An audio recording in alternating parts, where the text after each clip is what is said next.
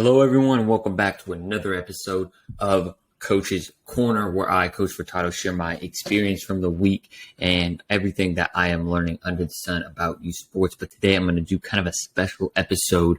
I apologize for not getting an episode out. I decided, I'm going to take vacation on last week and just really fully take off, the creation mode. So we back, baby. Make sure to like, comment, subscribe here if you're on YouTube or Spotify, Apple Podcasts. Share it with a friend. That's how we grow. That's how we impact more people in the next generation. So let's get right to it. I want to share my experience about how I got to where I am today, and really in hopes of inspiring you to help you recognize how each experience kind of lays on itself, whether it's a good, a challenging one or not. It will lead you to your next experience. So, obviously, I've long story short, I played sports growing up in high school, right? So we're going to keep that as, background, backstory, understanding. But the first really big domino, I feel like, that really affected where I am in my life experience is I went on a backpacking trip with my buddies after I graduated from high school. And so keep in mind, I grew up in Humboldt County, so I had a deep appreciation for nature. I loved being outside, but my family was not a bunch of campers, or we definitely weren't backpackers. And I think that's actually partially was because when I was a kid, I was bored from camping, but as you get older, you appreciate nature a little bit more. Nonetheless, going on that backpacking trip was one of the most grueling and challenging experiences of my life. I remember the first day we were hiking up, and it was 7 miles just straight uphill, and we had to do some off-roading because we went in late June, so there was still snowpack, and it was gnarly. It was super gnarly. So I remember getting up to the top and where we were camping out, and I would never after being an athlete for all those years and putting in timeless hours of work, I was never more exhausted than I was right there, just because I was mentally exhausted because I was so out of my comfort zone, and also physically exhausted because I'd never gone on a 7-mile journey just of straight uphill. That was a grueling battle. And then, the first couple of nights I was there, I was just longing for my bed and to be home. So, it was really challenging, but by the last day, I really enjoyed it. Did I miss having a good meal? Yes, of course. I was ready to go home and shower and all that, but I really grew a deep appreciation for being outside, even deeper appreciation, just because you're so connected when you're out there backpacking and you really have nothing but your buddies in the environment and the nature. So that was wonderful, and that gave me the confidence to then go into my income freshman year. Before I went, when I was doing the duck days or whatever, the orientation, I had the confidence to go to the Holden Center, the Leadership for Community Engagement, and, say, hey, I want to do this backpacking trip. And, I had an opportunity to do, WILDS program, Wilderness Institute for Leadership and Development. And that's where my leadership journey in college just really kicked off. And I did this program called Duck Corps.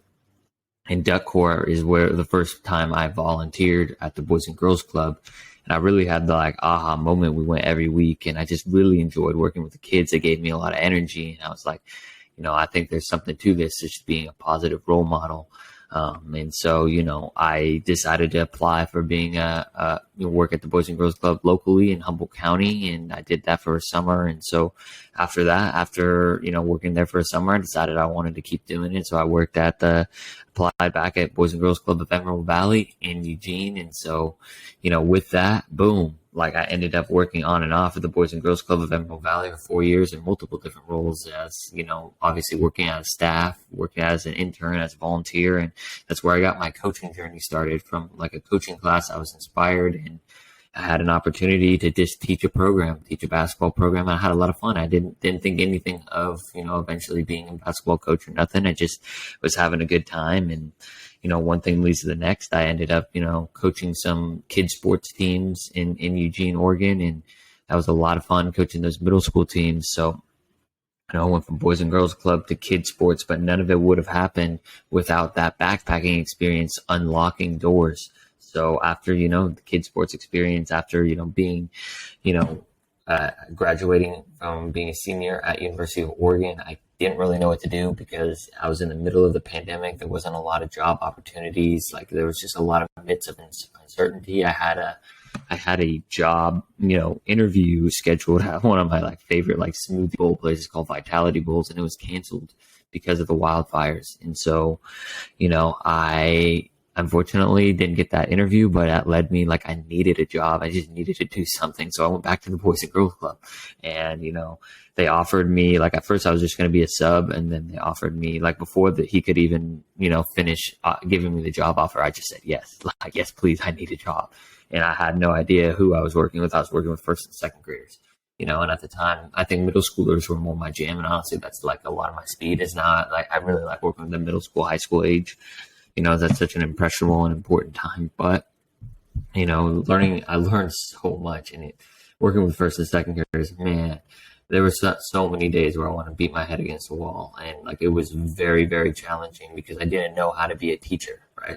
That's kind of the roles we were in. I didn't know how to be a first and second grade teacher and teach them how to line up. But, I'm so thankful for that experience because now I do know. And now and that led me to where I am today with Royal Basketball School for the past year, and really able to connect with kids. And I've learned so many teaching and connecting opportunities that I would have never, ever learned if I wasn't, working with first and second graders. So it was just so amazing to see how that experience later on itself to now coach at, Royal. And when I first got here to LA, there's no way I did not think I was going to be working with, and coaching for a living.